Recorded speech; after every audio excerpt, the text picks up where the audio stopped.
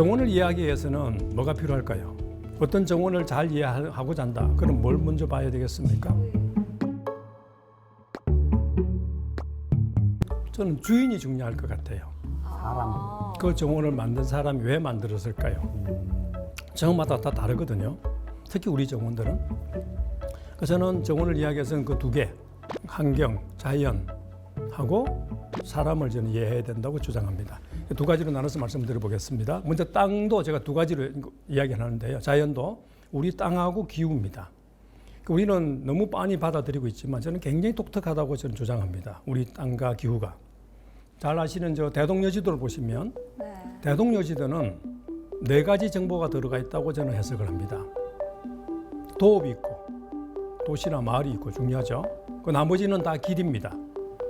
사람의 길, 물의 길, 산의 길입니다. 그러니까 산길, 물길, 사람길이 도읍에 같이 포현되어 있는 것이 대동여지도입니다. 김종호 선생께서 우리 땅을 표시하기 위해서 지도라는 것은 땅을 그대로 앞쪽에서 옮겨놓은 거잖아요. 그때 왜 산길, 물길을 넣었을까요? 산과 물이 우리는 그만큼 중요하기 때문입니다. 그냥 물이 아니라 길처럼 연결되어 있는 산체계, 물체계가 대단히 중요하다는 것을 깨달았다고 저는 이야기를 합니다. 이런 것들이 우리 땅에 대한 특질을 저는 잘 드러낸다고 생각하고요. 산길, 물길. 그 다음에 두 번째 우리 자연으로서 기후인데요. 우리 사계절이 뚜렷하잖아요. 봄, 여름, 가을, 계절. 가을, 계절 뻔하다고 생각하시지만 또 역시 그런 사계절을 가지지 않는 나라가 지구상에 되게 많고요. 우리는 길게 반도라서 남과 북 사이에 한 10도 정도의 위도 차이가 있다고 합니다. 그럼 기온 차이가 있는 거죠. 그러니까 남쪽과 북쪽이 그만큼 여러 가지 변화가 많은 겁니다. 저는 사계절이 많고 또 땅이 이렇게 기복이 심하니까 산이 있고 계곡이 있으니까 산 위는 바람이 많이 불겠죠. 그죠? 계곡은 또 다르겠죠. 그렇게 변화가 많으니까 계절 변화와 더해가지고 저는 한국 땅이 굉장히 변화감이 많은 땅이다. 예. 그 변화감은 다른 말로 하면 리드감이 될 수 있고 리듬. 그게 또 반복되다 보면 저는 생동감도 줄 수 있다고 생각합니다. 종합해보면 우리 자연은 굉장히 역동적이고 변화감도 많고요. 그건 다른 말로 하면 굉장히 생태적이다. 이런 생태적인 땅에서 살다 보면 자연을 존중하지 않을 수가 없다. 왜요? 생태를 못 읽으면 내가 손해인데요. 그죠? 잘 읽어내야 되니까, 잘 맞춰야 되니까. 그래서 우리는 옛날부터 자연을 잘 읽어내는 게 되게 발달했다. 저는 그렇게 생각합니다.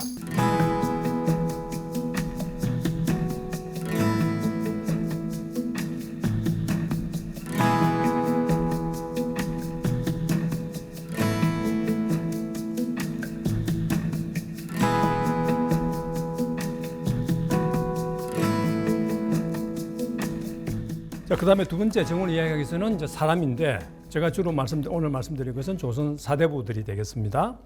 사대부는 대단한 사람인데 학식도 있어야 되지만 덕망도 있어야 되고요. 인품도 있어야 제대로 온전하게 인정하고요. 중요한 사상은 시서하악 일체 사상이라고 그래서 시, 그 다음에 글씨, 그림, 그 다음에 음악 이것들을 제대로 해야 제대로 된 선비라고 이야기했습니다. 다 잘해야 되는군요. 그럼요. 거의 이제 통합적으로 그런 걸 잘 해야 된다고 공부만 이야기합니다. 잘해서 되는 게 아니다. 그렇습니다. 예. 그분들이 중요한 또 신념 중에 하나, 중요한 신념 중에 하나가 출처지의라는 단어가 있는데 저는 굉장히 중요한 단어로 생각하는데요. 출, 세상에 나가서 뱃을 하는 것, 처는 그 반대입니다. 나와서 이제 물러나서 머무는 것인데 그걸 둘 다가 뭐가 있어야 된다? 의로움이 있어야, 옳음이 있어야 된다는 겁니다. 의로움, 정의에 대해서는 우리는 굉장히 중요시했습니다. 어쨌든 선비들은 출처지의를 중시하셨는데 뜻은 뭐냐면 나가서 뱃을 하건 아니면 물러나서 내가 그냥 나만 혼자 살든 간에 뭐가 있어야 된다? 항상 옳음을 가지고 있어야 된다는 겁니다. 구차하게 살지 말아야 된다. 어쨌든 그럴 때 제가 봐서는 그 처하는 장소가 정원이었다는 겁니다. 왜요? 그 정원에서 뭘 하기 위해서 의를 지켜내기 위해서. 예. 그래서 우리 자연은, 우리 정원은 도와 진리의 장이었습니다. 그냥 자연이 아니었습니다. 눈으로 보고 즐기는 것이 넘어서는 뭔가 마음이 아뒀고 윤리나 도덕 이런 거하고 다 있는 그러면서 미하고도 다 있는 그래서 우리 흔히 뭐라 그랬냐면 조선 선비들은 자연과의 규범적인 합일 이렇게 얘기를 많이 합니다.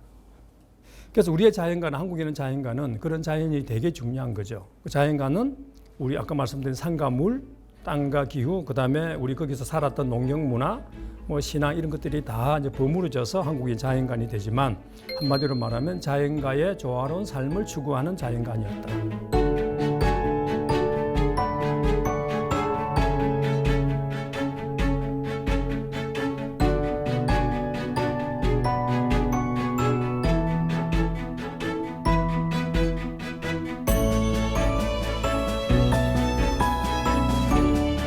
우리 사대부의 정원 유행은 여러 가지가 있는데요. 성 내에 만든 거, 성 바깥에 만든 거 뭐 많이 있는데 저는 한국 정원의 특색을 드러내는 대표적인 몇 가지를 든다면 저는 한 세 가지를 드는데요. 첫째는 누정, 누적. 예, 누각과 정자. 아, 누정. 예, 특히 정자는 한번 생각해 보시면 정자는 굉장히 독특한 건물입니다.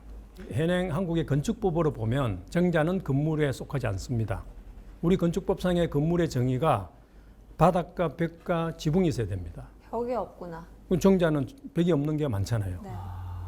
근데 앞서 말씀드렸지만 우리는 한국이 기온 변화가 굉장히 심한데 겨울에 춥고 여름에 비바람 심하고 이런데요. 벽이 없으면 불편하잖아요. 추위가 그대로 오고 비바람 그대로 오잖아요. 그런데 왜 우리는 그런 건물을 지었을까요? 자연과 하나 되어 자연을 즐기기 위해서요. 바로 그 점입니다. 우리는 정말 그렇게 했어요. 정자는 어디다 짓습니까? 산과 물과 바위가 빼어난 곳을 찾아서 짓습니다. 잘 보이는 곳. 그러니까요. 그 정자에 가시면 이 영어권에서 그 경관 이론에서 중요한 게 to see and to be seen 이렇게 이야기합니다. 보는 것과 보여지는 것. 그 둘 다가 잘 되는 곳이 정자입니다. 그죠? 멀리서 정자 있는 곳에서 봐도 한 폭의 그림이 되고 거꾸로 정자에서 내다봐도 경치가 좋거든요. 우리는 그런 데를 찾아서 정자를 짓는 거죠. 그러니까 그냥 짓는 게 아니죠. 그러니까 그렇게 즐기게 한 거죠, 그죠? 참 그러면서 이제 주위 자연하고 한껏 열려 있는 자세, 기꺼이 자연까지도 힘든 자연까지도 우리는 다 맞이하려고 하는 그 자세가 들어가 있다고 보고요.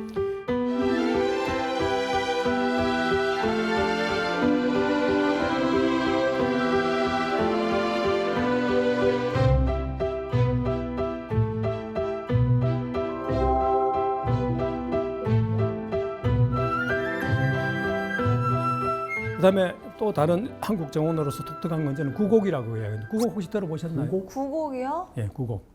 들어보셨어요? 9가지 곡물? 반은 맞았습니다. 그렇죠? 두는 맞은 것 같아요.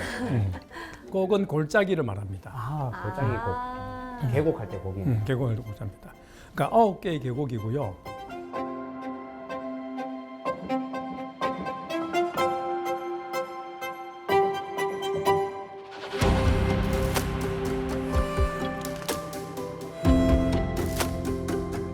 구곡이란 뭐냐면 9개의 굽이진 경치가 있다는 뜻입니다.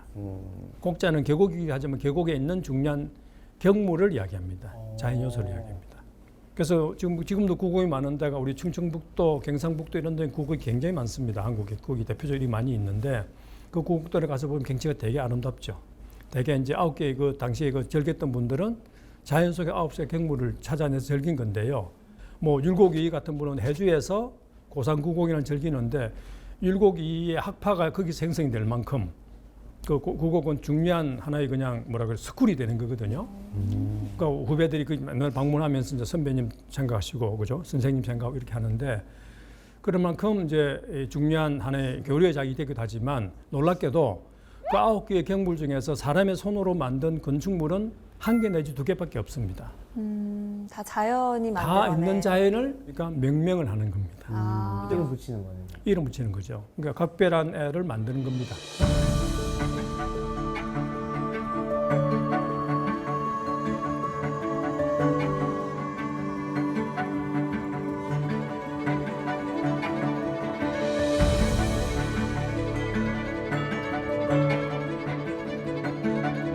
세 번째 한국 정원의 독특한 것이 의원이라는 것인데 의원. 예, 이때 의자는 떠의자를 씁니다. 이거는 그냥 우리 해석하기로 상상의 정원이라 보시면 됩니다. 상상의 정원이요? 그럼 네. 없는 정원이에요? 그렇습니다. 오. 가상의 정원입니다. 그러니까 조선의 선비들이 굉장히 많은 분들이 의원기라는 걸 써서 남겼고요. 의원기. 의원도도 있습니다.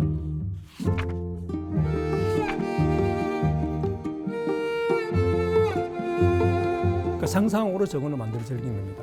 그러니까 이렇게 이야기합니다. 의원은 참 좋다. 한껏 규모도 내 마음껏 할 수 있고 뭔가 시설을 다 넣을 수도 있고 그걸 배나도 내 마음껏 할 수 있고 이러면서 즐기십니다.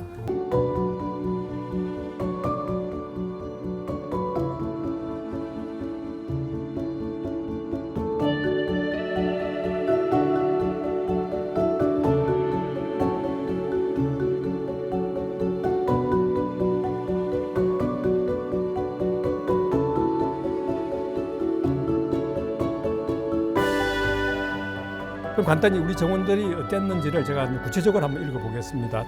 그 정원을 만드는 방식, 감상하는 방식이 저는 항상 같이 있었다고 생각합니다. 우리 조선에서는. 그러니까 정원을 만들면서 감상하기 생각하고 감상하면서 또 만들기로 연결시키고 이렇게 되는데요. 그런 몇 가지 방식들이 있는데 첫 번째는 시적 은유와 상징적인 표현을 참 많이 썼다는 겁니다. 우리 정원, 한국 정원을 답사를 혹시 다녀보시면 사진기 들어가면 사진 찍을 데가 별로 없어요. 한국 정원은 사진기를 이렇게 들어댈 만한 데가 별로 없습니다. 왜요? 다 자연스러우니까. 화려하진 않고. 네. 네. 어디가 자연이고 어디가 정원인지 구분이 잘 안 됩니다. 그런 까닭을 우리는 형사와 의사 또는 신사라고 표현하는데요. 형사가 뭐냐면 형태를 중시하는 겁니다. 이때 사자는 take after, 담는다는 뜻입니다. 그러니까 형을 따라가는 것, 뜻을 따라가는 것. 우리는 형을 따라가는 것보다는 뜻을 따라가는 거 훨씬 더 존중했습니다. 우리는 그런 걸 갖고 시적으로 은유적으로 살았는데 그 은유하는 방식이 저는 몇 가지가 있다 보는데 첫째는 의미로서 따집니다. 조선의 신문에서 보면 해가 등장하고 구름이 많이 등장하는데 그때 해는 메타포가 있습니다. 두 가지 의미가 있는데 왕? 맞습니다. 아주 훌륭한 학생들이세요. 충이나 효를 이야기합니다. 해를 이야기할 때는. 그래서 구름이 해를 가린다 그랬다는 정적이 임금에 가까이 있으면서 나를 만나지 못하게 할 때 뭐 그런 표현을 쓰는 거죠. 언어적으로. 그다음에 고사에서 많이 유래하죠. 매체학자라고 하는 거는 매체학자 들어보셨나 모르겠네요. 매체학자라고 중국 사람인데 매아를 처로 삼고 학을 아들로 삼듯이 산다. 유유자적. 아주 고상하게 산다. 뭐 요즘하고 많이 다르죠. 마지막으로 이제 은유하는 방식은 사물의 물성에서 우리가 따옵니다. 조선에서는 연꽃을 선비가 가져야 될 자세로 비유합니다. 연꽃이라는 게 자라는 게 어디가 자라던가요? 가만히 있는 물. 그 연못 같은 데서도 자라잖아요. 물. 고인물에서도 자라나요. 연물에 자라잖아요. 그죠? 네. 흐르는 물에 자란 거 보셨어요? 시냇물에 연꽃이 있던가요? 아니요. 고인물에 없죠. 고인물에 자랍니다. 고인물. 고있다는 말은 그 바닥이 진흙이라는 뜻입니다. 진흙 속에서 꽃을 진흙이 피워내는. 자거든요. 그러니까 진흙에서 자라고 몸통은 진흙탕 물 속에 있지만 꽃은 어디 피우죠? 공중에서 피우잖아요. 피우는데 꽃이 향기가 아주 거룩하거든요. 세상에 멀리 퍼뜨리거든요. 그걸 선비들이 자기하고 똑같이 본 거죠. 자기 몸은 분분 세상에, 어지러운 세상이 있지만 내가 펼치는 뜻이나 이런 것들은 좀 그렇게 고상하게 멀리 퍼져서 인간을 이해롭게 했으면 좋겠다. 그러니까 선비가 닮아야 될 하나의 표상으로 연꽃을 생각한 겁니다. 그래서 우리는 연꽃을 많이 그린 거거든요. 이런 식으로 우리는 사물에서 뭔가 상징을 찾아내고 그걸 의미화시키고 그걸 즐기기. 그러니까 직설적인 것보다 훨씬 근사하지 않나요? 예, 뭐 그렇게 우리는 많이 즐겼습니다.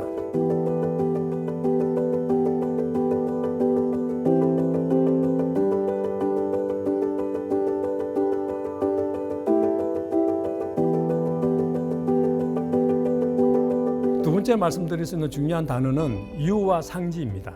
유와 상지. 그러니까 유는 자세히 보시면 아들 자자도 있습니다. 그다음에 그 아들 자자 옆에 있는 거는 깃발을 의미하고요. 맨 왼쪽에 있는 저거는 착받침이라 그래서 뛰어다니는 걸 말합니다. 그걸 유라고 이야기하는 겁니다. 그 뭐겠습니까? 굉장히 자유로운 어떤 경지를 이야기하고요. 그러니까 한마디로 말하면 정신적인 어떤 해방감 뭐 이런 걸 추구하는 거를 이야기하는데 산수관을 열심히 다니는 겁니다. 착받침이라는 건 다닌다는 뜻이거든요. 그러니까 우리 선비들은 열심히 근처에 좋은 데에 있다 그러면 소문이 나면 가서 자꾸 다니면서 뭐가 좋은지를 가서 확인하고 그중에서 정말 마음에 드는 걸 찾아내고 그럼 그 마음에 들면 아까 어떻게 한다 그랬습니까? 이름을 지어주는 거죠. 교감이 될 만하면. 그러면서 내 걸로 만드는 겁니다. 그러니까 내 걸로 만들기 위한 명명을 하기 위한 전제 조건이 바로 유가 된다 이렇게 보시면 좋겠습니다.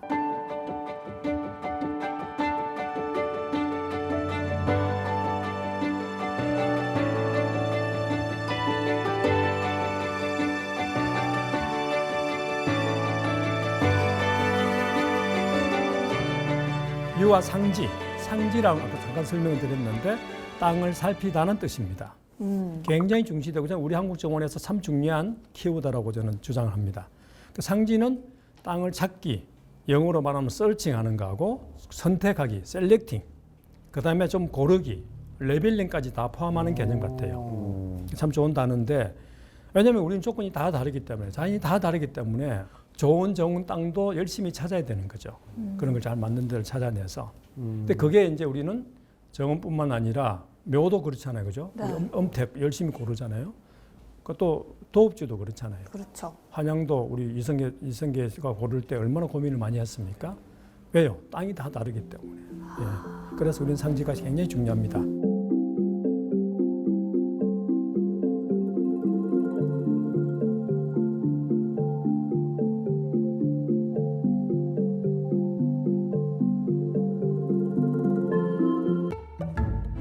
자, 이렇게 다 명명이 나오는데요. 아까 설명해서 간단하게 말씀드리겠습니다. 우리 정원은 곳곳에 명명하고요. 제형은 뭐냐면 더 근사한 겁니다. 시로 지어서 노래하는 겁니다. 우리 정원이 그런 곳이었습니다. 이름 짓고 시로 지어서 노래하는 곳이었습니다. 그런 것처럼 명명은 굉장히 중요한데 그걸 하기 위해서는 대상에 대해서 깊이 알아야 되는 거고요. 맞아요. 예. 맞아요. 그다음에 또 뭐 필요하겠습니까? 시적인 상상력이 있어야 되는 거죠. 예. 알아서만 되는 게 아니니까. 지식만 갖고 되는 게 아니니까. 그리고 나서는 이제 제형, 시로 짓고 노래를 즐겼다. 얼마나 근사합니까? 우리 정원이.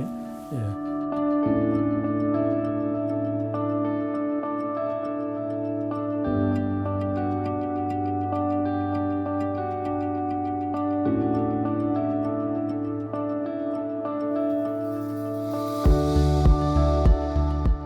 자, 그 한 대표적인 사례를 담양에 가시면 시경정이라고 거기는 정자가 많은데요. 담양에는 정자 문화가 발달되어 있는데 시경정.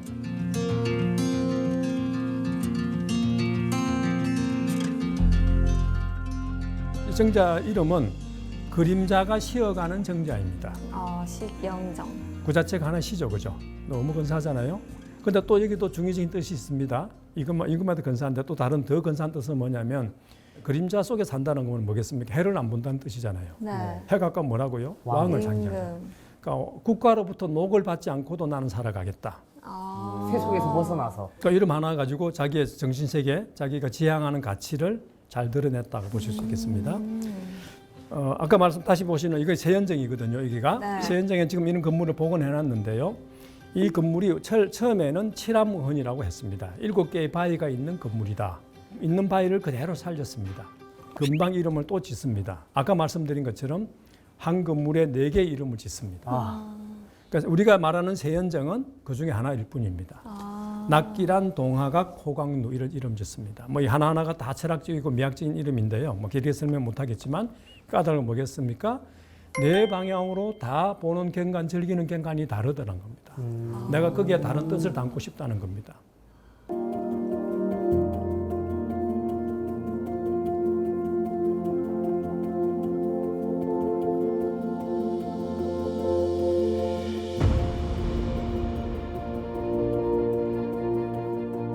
자, 또 다른 그 좋은 재밌는 단어가 인지제의라고 하는 게 있는데 인자는 인지제의. 원인입니다. 그러니까 땅에서 원인을 찾아서 제의는 뭘 만든다는 뜻이거든요. 뭘 만들 때 땅에 맞춰라 이런 뜻인데요. 우리는 이걸 정말 잘했습니다.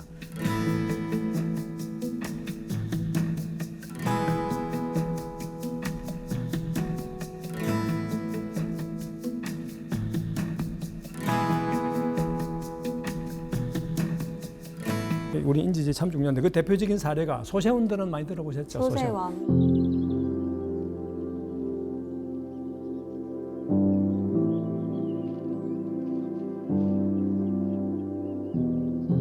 소세원이 그렇습니다. 소세원은 있는 지형을 그대로 살린 겁니다.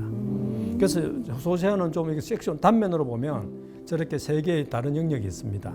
계곡을 중심으로 한 계곡에는 그 바로 옆에 강풍각이라고 손님이 주로 자는 집이 있고요.